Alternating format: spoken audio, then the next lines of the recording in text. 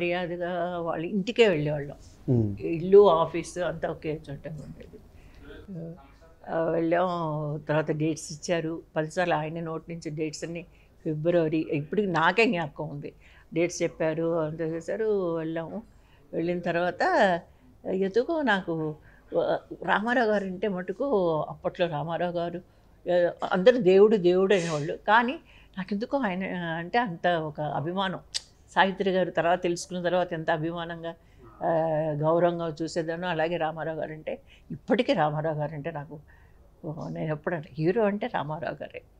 అది నిన్న కూడా ఏదో దీంట్లో వాట్సాప్లో నొక్కితే కరెక్ట్గా రామారావు గారు రాజేశ్వరి అక్క సాంగ్ వచ్చింది. నేను మా ఆయనతో అన్నాను, అబ్బా అందం అంటే ఈయనదే అందం అని అన్నాను నేను. అలాగా రామారావు గారితో ఛాన్స్ అనేసరికి ఇంక మా మా మదరు మా ఫాదరు అందరూ అబ్బా ఎంత మంచి ఛాన్స్, ఎంత ఇది ఇంకెక్కడ రాదు. ఈ లోపల మా కడపకి ఫోన్ చేసి మా మామయ్యలందరూ అయ్యో రామారావు గారితో జాంబవతి క్యారెక్టర్ అంటే ఇంపార్టెంట్ క్యారెక్టర్ అది ఇది అని ఎంత గొప్పగా అనుకుంటున్నారు. అంత అయింది. తర్వాత సెట్స్కి వెళ్ళిన తర్వాత ఆయన కాళ్ళు మొక్కాను. మొక్కితే కాదమ్మా డైరెక్టర్ చూడండి ఆయన అన్నారు. అదే నాకు తెలియకుండా ఆ ఇన్ఫ్లుయెన్స్ వచ్చింది చూస్తారా, ప్రతిదానికి మెయిన్ డైరెక్టరే ఇంపార్టెంట్ అని. ఆయన అన్నారు, అమ్మ కేవీ రెడ్డి గారు డైరెక్టర్ గారమ్మా ఆయన కాళ్ళు మొక్కు ఫస్ట్, పెద్ద డైరెక్టర్ అమ్మా అన్నారు. తర్వాత అప్పుడు తెలీదు డైరెక్టర్ అంటే ఎంతగా ఇది అనేది. ఇప్పుడు వాడికి నేర్పించిన పాఠాలే మాకు ఇప్పుడు అంతే, ఇంకేమీ లేదు. ఓ డైరెక్టర్ గారంటే గొప్ప ఇది అని చెప్పి ఆయన కాళ్ళు మొక్కి ఆ తర్వాత ఫస్ట్ సాంగ్ స్టార్ట్ అయింది. ఒక స్టూల్ మీద నిలబడమన్నారు. ఇంత స్టూల్ మీద నిలబడితే సాంగ్ వేశారు. వేసి టక్కున ఎత్తుకున్నారు, ఇలా ఎత్తుకున్నారు. అలాగ షాక్ అయినా అలా రౌండ్ తిరిగి తర్వాత నన్ను దింపి ఇలా పట్టుకొని అలాగా కౌగిలించుకున్నారు. ఫస్ట్ ఇట్లా కౌగిలించుకున్న వెంటనే ఈ ఎముకలంతా పట పట పట పట ఆ సౌండే నాకు వచ్చింది. తర్వాత మళ్ళీ అలాగ 14 టైమ్స్ అండి. 14 టైమ్స్ నిజంగా నాకేం పని లేదు, ఏమీ లేదు అందులో. ఊరికి ఆయన ఎత్తుకుని తిప్పుతుంటే తిరగడమే. కానీ నాకే ఇది అనిపించింది, ఆయన ఎలా చేశారు ఆ కిరీటం, ఆ నగలు అన్నీ పెట్టుకొని. గ్రేట్, వాళ్ళంతా గ్రేట్. తర్వాత బ్రేక్ టైంలో ఆయన కూర్చుందే పెద్ద స్టూలు. ఇంత స్టూల్ మీద ఇలా కూర్చొనే ఉంటారు, కూర్చొనే పడుకుంటారు, కూర్చొనే ఉంటారు. పాపం ఇలా ఆనుకోవడానికి కూడా ఉండదు చైరు. అలాగే ఒక ఫ్యాన్ మట్టుకు పెడతారు, అలాగే ఉంటారు. బ్రేక్ టైంలో బుట్టలో గడ్డి వేసుకొని ఆర్ట్ డైరెక్టర్ చేయాల్సిన పని ఈయన ఆ గడ్డంతా మధ్యాహ్నం 1:30కి మేము సెట్కి వెళ్ళిపోయాం. భోంచేసి వెంటనే వెళ్ళిపోతాం కదా. అప్పట్లో అంతా లేట్ అంతా అనేది ఉండదు. మేము కూడా అంతే, ఇంకా డ్రెస్ మార్నింగ్ వేసుకున్నామంటే ఇంకా నైట్ ప్యాకప్ తర్వాతే డ్రెస్సు తీయడమే. అంతవరకు డ్రెస్సు తీయడం అనేది ఉండదు. ఆ గడ్డి ఇట్లా పట్టుకొని బుట్ట పట్టుకొని గడ్డి అంతా వేసుకుంటూ ఉన్నారు. నేను ఆశ్చర్యంగా చూశాను. అంటే అందరూ అన్ని డిపార్ట్మెంట్స్ వాళ్ళు పనిచేస్తున్నారు, అందరూ ఉన్నా కూడా ఆయనకు అంత ఇంట్రెస్ట్, అంత పర్ఫెక్ట్గా. తర్వాత నా మేకప్లో కూడా అన్నీ చూసి అప్పుడు స్కెచ్ వేసేవాళ్ళు. ఒక్కొక్క క్యారెక్టర్కి స్కెచ్ ఉండేది. ఈ క్యారెక్టర్ ఇలా ఉండాలి, ఈ హెయిర్ స్టైల్ నుంచి కనుబొమ్మ, లిప్స్టిక్, కళ్ళు, నగలు చేసేవాళ్ళు. డ్రెస్సెస్ కూడా కుట్టేవాళ్ళు. మంచానికి మొత్తం వేసేసి తణుకులు అంటారు సీక్వెన్స్ అన్నీ కుట్టి అలా రెడీ చేసేవాళ్ళు కాస్ట్యూమర్స్. తర్వాత స్కెచ్ వేసి నా లిప్స్టిక్ మట్టుకు చెప్పారు, అమ్మ కొంచెం షేపు రావాలి అని చెప్పి మేకప్ మ్యాన్ పిలిపించి ఆ లిప్స్టిక్ వేయించి అంత శ్రద్ధ తీసుకునేవాళ్ళు. అదే అన్నాను కదా, షూటింగ్ అని వచ్చిన తర్వాత ఇంకా డైవర్షనే ఉండదు. సినిమా డైలాగు, యాక్టింగు దాని మీదే ఉంటుంది ధ్యాస. దాని మీద ఉండదు వాళ్ళకి. బట్ ఎప్పుడైనా ఆలోచించారా ముగ్గురు సీఎంస్ని మీరు కవర్ చేశారు, ముగ్గురు సీఎంస్తో మీరు వర్క్ చేశారని? ఇండస్ట్రీ నుంచి వచ్చిన జయలలిత గారు, ఎంజీఆర్ గారు, ఎన్టీఆర్ గారు. జయలలిత గారితో కలిసి నేను డబ్బింగ్ చెప్పారు. కలిసి డబ్బింగ్ చెప్పాను. ఆవిడ కూడా చాలా కామ్ క్వైట్. సెట్లో కూర్చున్నారంటే దూరంగా కూర్చుంటారు, బుక్స్ చదువుతూ ఉంటారు. ఏదైనా ఏదో ఒక బుక్ చేతిలో ఉంటుంది, చదువుతూ ఉంటారు, చాలా కామ్గా ఉంటారు. చాలా డాన్స్ మాస్టర్స్ ఉన్నారు కదా, మేము అందరి మాస్టర్లతో చేసాం కదా, చేసేటప్పుడు వాళ్ళు చెప్పేవాళ్ళు, మాస్టర్లందరూ చెప్పేవాళ్ళు, జయలలితమ్మ చాలా, అదే తమిళ్లో చెప్పేవాళ్ళు, చాలా క్లెవరు, ఇలా ఎంత తెలివిమంత్రాలంటే అలా అలా పట్టేసేదంట స్టెప్పు, అలా దూరంగా చూసి ఒకసారి చూసేసి నెక్స్ట్ వచ్చేసి డాన్స్ చేసేసేదంట. అంత నాలెడ్జ్, అంత తెలివి, గ్రాస్పింగ్ శక్తి. సో ముగ్గురు సీఎంస్ మీకు క్లోజ్ కాబట్టి ఆ టైంలో ఏమన్నా పొలిటికల్గా కూడా స్టార్ట్ అవుదాము, ఏమన్నా ఒక పొజిషన్ అడుగుదామని ఏమనిపించలేదు? అప్పుడు అనిపించలేదు, ఇప్పుడు అనిపించలేదు. అసలు నాకు ఇదే లేదు, అస్సలు లేదు. ఆ ఆలోచన లేదు, అవసరం రాలేదు.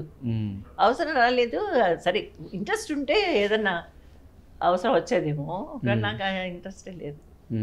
ఎవరికి వేసారు మీరు ఓటు? ఎన్టీఆర్ గారికి వేసారు, జయలలిత గారు తమిళ్లో వేసారు, మీకు ఎక్కడుంది ఓటు? నాకు అక్కడ తమిళనాడులో జయలలిత గారికి. అలా ఓటు ఎవరికి వేసారు అది చెప్పను, కానీ అక్కడ కరెక్ట్గా అనలైజ్ చేస్తారు. తమిళనాడులో అనలైజ్ చేయడం పక్కాగా చేస్తారు. ఈసారి మరి ఎలాగో అయితే నేను మా ఆయన్ని కూడా అడగను, మా అమ్మాయిని కూడా అడగను ఎవరికి వేశారని. వాళ్ళు చెప్తే వింటాను, వాళ్ళు అడిగితే నేను చెప్తాను, అంతే. ఎందుకు మీ అమ్మాయిని సినిమా వాసన తెలియకుండా పెంచారు? ఏమో తెలియదు, అసలు అందరు అడుగుతారు. ఇప్పుడు నాకే ఆశ్చర్యంగా ఉంది, కానీ చదువు, మా ఆయన కాలేజ్ ప్రిన్సిపల్గా ఉన్నారు కాబట్టి నేను ఇట్లా షూటింగ్స్ వచ్చేటప్పుడంతా మా ఆయన పాపని స్కూల్లో దింపడం, స్కూల్లో పికప్ చేసుకోవడం, మొత్తం 14 సంవత్సరాలు +1 +2 వరకు ఆయనే చేసేవాళ్ళు. నేను వీలున్నప్పుడు వాళ్ళని ఇక్కడికి షూటింగ్ ప్లేస్కి రమ్మని చెప్పేదాన్ని, లేదంటే నేను రాజమండ్రి నుంచి వచ్చేటప్పుడు గోదావరి గౌతమి ట్రైన్ ఎక్కానంటే విజయవాడలో దిగి, విజయవాడ నుంచి మళ్ళీ చెన్నై ట్రైన్ ఎక్కి, ఒక పొద్దున్న దిగిన తర్వాత ఒక సాయంకాలం వరకు మా అమ్మాయిని చూసుకోవడానికి ఉండి మళ్ళీ ఈవినింగ్ ఫ్లైట్ ఎక్కి హైదరాబాద్ వచ్చేదాన్ని. అందరూ అనేవాళ్ళు, నిన్న మాతో ఉంది విజయ, ఇప్పుడు ఎక్కడికి చెన్నైకి వెళ్ళింది అని. వాళ్ళు ఆ టికెట్ వేసేవాళ్ళు, వీళ్ళు ఇక్కడ ట్రైన్ టికెట్ వేసేవాళ్ళు. వాళ్ళు అనేవాళ్ళు, మరి హైదరాబాద్ అయితే నేరుగా గౌతమి గోదావరి హైదరాబాద్కి వస్తుంది కదా, ఆవిడెందుకు రాలేదు, చెన్నై నుంచి వస్తుంది అనుకునేవాళ్ళు. పాప కోసం అని నేను మెయిన్గా అలాగా, అది సాక్రిఫైస్ అని చెప్పలేను, తర్వాత కష్టం అని చెప్పలేను, అదొక ఆనందం, అంతే, ఒక సాటిస్ఫాక్షన్. అలా వచ్చి అలా కూడా వర్క్ చేసేదాన్ని. అలాగా ఉన్నప్పుడు నాకు ఎప్పుడూ అనిపించలేదు ఈ సినిమా ఫీల్డ్కి, ఎందుకంటే నేను అలా అనుకొని రాలేదు కదా, నాకు సినిమాలు యాక్ట్ చేయడం ఒక ప్యాషన్ అని నేను ఎప్పుడు అనుకోలేదు, అనుకోకుండా నేను వచ్చాను. ఇప్పుడు ప్యాషన్ నేను చెప్పగలను, ఇప్పుడు చెప్పగలను, ఎందుకంటే మన్మథలీల సినిమా తమిళ్లో చేసిన తర్వాత తమిళ సినిమాలన్నీ చేస్తూ అది అలవాటయ్యి దాంట్లో ఒక ఇంట్రెస్ట్, దాంట్లో మంచి మంచి సినిమాలు హిట్ కావడం, తర్వాత తెలుగులో మంచి సినిమాలు చేయడం, తెలుగులో అన్ని సినిమాలు హిట్ కావడం, 100 days 200 days 365 days కూడా ఆడింది మా పల్లెలో గోపాలుడు. అలాగా అలా సినిమాలు చేస్తూ ఉండగా నాకు ఒక ఇంట్రెస్ట్ కలిగి, ఇప్పుడు నేను ఈ ఏజ్లో కూడా, అది పెద్ద ఏజా చిన్న ఏజ్ అని కదా, ఇప్పటికీ నేను చేస్తున్నానంటే నాకు అది ఒక ఇంట్రెస్ట్, ప్యాషన్. కానీ చేసే పని మటుకు పక్కగా చేయాలి, బాగా చేసావు అని పేరు తెచ్చుకోవాలి అనే ఆశ మటుకు నాకు ఎప్పుడు ఉంది. నా హెల్త్ కోఆపరేట్ చేసేంత వరకు నేను చేస్తాను. ఇప్పుడైతే ఆ మాట చెప్పగలను. అట్టి పరిస్థితుల్లో కూడా మా అమ్మాయిని పాయింట్కి వస్తే, ఒకప్పుడు నేను అనుకున్న, ఒకవేళ చదివించిన తర్వాత సినిమాలో చేరుతాను అని మా అమ్మాయి అంటే అప్పుడేమన్నా ట్రై చేసేదాన్నేమో. మా ఆయన కూడా అదే అన్నారు. నేను అడిగాను మా ఆయన్ని కూడా, అడుగుతున్నారు, లేదు ఎప్పుడు ఇంట్రెస్ట్ చూపించేది కాదు, చదువు మీదే ఉండేది, ఎప్పుడు సినిమాల గురించి అడిగేది కాదు, మేము కూడా చెప్పేవాళ్ళం కాదు, ఎంకరేజ్ చేసేవాళ్ళం కాదు. ఒకవేళ చదివిన తర్వాత అడిగుంటే అప్పుడేమన్నా మేము ట్రై చేసేవాళ్ళము. ఎప్పుడన్నా నాకు జ్ఞాపకం వచ్చినా కూడా నేను అనుకునేదాన్ని, పాపం హీరోయిన్స్ని చూసినప్పుడు నాకు జాలి కలుగుతుంది. మేము చేసినప్పుడంతా ఏముంది, ఏదో సాంగ్స్ అంతా విజయవాహిని పార్క్లో, తర్వాత లేడీస్ టైలరు డ్యాన్స్లు అన్నీ ఆ పల్లెటూర్లలో అలా చేసేవాళ్ళం. ఇప్పుడు వచ్చే హీరోయిన్స్ డ్యాన్స్లు అంతా పాపం ఐస్లో ఎక్కడికో ఫారిన్లో వెళ్ళి ఆ డ్రెస్సులలో ఆ ఐస్లో దాంట్లో అంతా వాళ్ళు కష్టపడేది, 3 o'clock 4 o'clock లేచేది. ఇవన్నీ చూస్తే నాకు ఒక్కోసారి అనిపిస్తుంది, బాబా మనం పడ్డ కష్టాలని మన అమ్మాయి కూడా ఎందుకు పడాలి అనే ఫీలింగ్ అప్పుడప్పుడు వచ్చేది నాకు. కానీ నేను ఎప్పుడు చెప్పలేదు బయటికి. ఆ ఫీలింగ్ అయితే వచ్చేది. కానీ వంశీ గారు ఉన్నారు కదా, పెద్ద వంశీ గారు సినిమాలు చేసినప్పుడు లేడీస్ టైలర్ నుంచి అన్ని సినిమాలు చేశాను కదా, చేస్తే 3 o'clock లేచేవాళ్ళం. ఆయనకి 7 o'clock కాల్ షీట్ అంటే 7 o'clockకి కెమెరా ఆన్ అయిపోవాలి. అరకులో షూటింగ్ చేసేటప్పుడు మార్నింగ్ 7 o'clock బాగా చల్లగా ఉంది, కానీ అక్కడ రూమ్స్ కూడా లేవు. నీళ్ళు వేడి చేసి తీసుకొచ్చి పొయ్యి మీద, దీని మీద కట్టెల పొయ్యి మీద కాల్చి తీసుకొస్తారు. 3 o'clock తీసుకొచ్చి పెడితే 3 o'clock స్నానం చేసి మేకప్ వేసుకొని అన్నీ చేసుకొని 6 o'clock బండి ఎక్కితే కరెక్ట్గా స్పాట్కి వెళ్ళి 6:30కి కెమెరా ముందు నిలబడితే అప్పుడు ఆయనకు సాటిస్ఫాక్షన్. వంశీ గారికి 7 o'clock తీసేయాలి. రాఘవేంద్రరావు గారు కూడా అంతే 7 o'clock కలిసిట్టు, శరత్ గారు అందరూ అంతే. అప్పట్లో అలా ఉండేది. 7 o'clock కలిసిట్ అంటే 7 o'clock కెమెరా అవ్వాలి. మరి ఇప్పుడు మళ్ళీ మీ మనవాళ్ళు మనవరాళ్ళు ఏమన్నా వాళ్ళకి ఏమైనా ఇంట్రెస్ట్ ఉందా? మనవరాళ్ళు లేరు, మనవడే ఉన్నాడు. వాడికి జస్ట్ 3rd standard చదువుతున్నాడు. తెలీదు. వాడిని కూడా మమ్మల్ని స్కూల్లో దింపడం తీసుకురావడం, మా అమ్మాయిని ఎలా చేసామో అదే ప్రాసెస్లో ఉంది. పెద్ద అయితే మగపిల్లాడు కాబట్టి ఏమన్నా మగపిల్లల ఊరికే వస్తుంది ఇంట్రెస్ట్ అది సినిమాలు అంటే. అలాగే ఇప్పుడున్న జనరేషన్లో మీ ఫేవరెట్ హీరో ఎవరు? ఎవరి సినిమాలు ఎక్కువ చూస్తూ ఉంటారు మీరు? అది చాలామంది అడిగారు, కానీ నాకు అట్లా ఎవ్వరూ లేరు. ఫేవరెట్ హీరో లేదు. ఏ సినిమాలో హీరో సూపర్గా చేస్తే ఆ హీరో బాగా చేశారు, చాలా బాగుంది అనుకుంటాను. అందరు బాగా చేస్తున్నారు. ఎవరు ఫేవరెట్ అని నాకైతే ముందు నుంచి లేరు.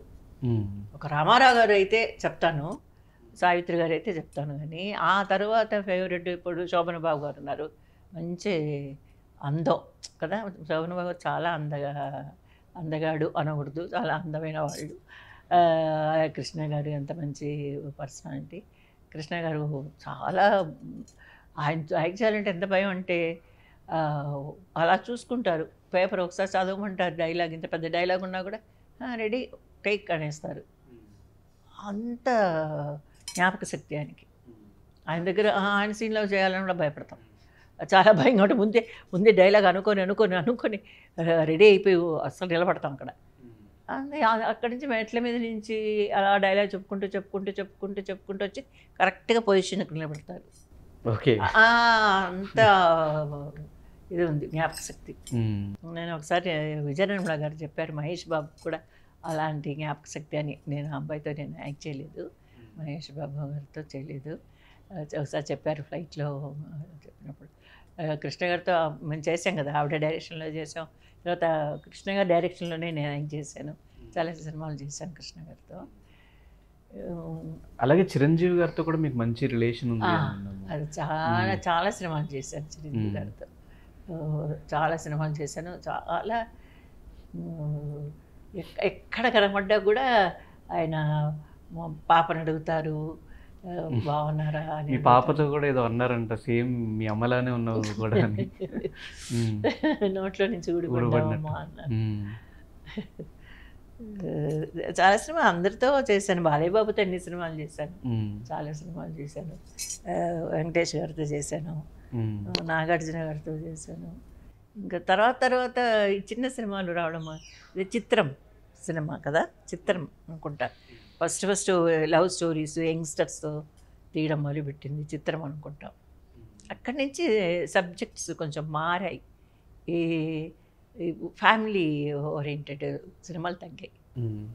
అలాగే నాకు చిరంజీవి గారి గురించి తెలుసుకోవాలని ఉంది, ఎందుకంటే ఆ టైంలో కృష్ణ గారు, ఎన్టీఆర్ గారు, నాగేశ్వరరావు గారు, శోభన్ బాబు గారు ఇట్లా 4-5 హీరోస్ మధ్యలో వచ్చి ఈయనకంటే ఒక సపరేట్ క్రేజ్ని తెచ్చుకుని సపరేట్ వే ఆఫ్ యాక్టింగ్ చేసుకుంటూ డ్యాన్సులు చేసుకుంటూ ఆ ఎదిగిన అదేమన్నా మీకు గుర్తుందా?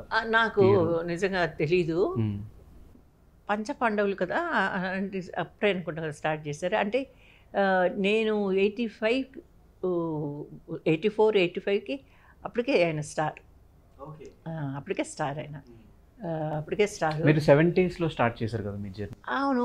70స్లో చేసినా కూడా నాకు తెలుగు 75 వరకే కదా. నేను 76 తర్వాత నేను మొత్తం తమిళ్ కదా, తమిళ్ ఫీల్డ్లో ఉన్నాను కదా. కానీ నేను నన్ను కలిసినప్పుడు ఫస్ట్ చెప్పింది ఆయన మన్మథలీల గురించి. చాలా మంచి సినిమా, చాలా నచ్చిన సినిమా, చాలా బాగున్నారు మీరు అందులో అని అప్రిషియేట్ చేశారు. ఆ తర్వాత చాలా సినిమాలు చేశాము. అప్పటికే ఆయన మెగాస్టారే. అప్పటికే మంచి ఆర్టిస్టు. కానీ కష్టపడి పైకి వచ్చారు నిజంగా. తమిళ సినిమా కూడా చేశారు. బాలచంద్ర గారి సినిమా చేశారు అనుకుంటా. రజనీకాంత్ గారు, ఈయన వీళ్ళంతా ఫ్రెండ్స్ అప్పట్లోనే. సో వెంకటేష్ గారితో అప్పుడు వర్క్ చేసి మళ్ళీ ఇప్పుడు వర్క్ చేయడం ఇదంతా ఎలా అనిపించింది ఆయనతో? చాలా ఆయన ఎప్పుడు కామ్ క్వైట్, కానీ అప్పటికన్నా ఇప్పుడు కొంచెం ఇంకా బాగా మాట్లాడుతున్నారు. బాగా చాలా మర్యాదగా ఉంటారు. చాలా ఏం చెప్పాలి పాపం, ఏదో వాళ్ళు అక్కడ కూర్చొని ఉంటారు. మేము ఎక్కడ వెళ్ళి నమస్కారం చెప్పేటప్పుడు అమ్మ నమస్కారం నమస్కారం వెళ్ళి కూర్చొని మేము మా పాతకాల అలవాట్లు కదా.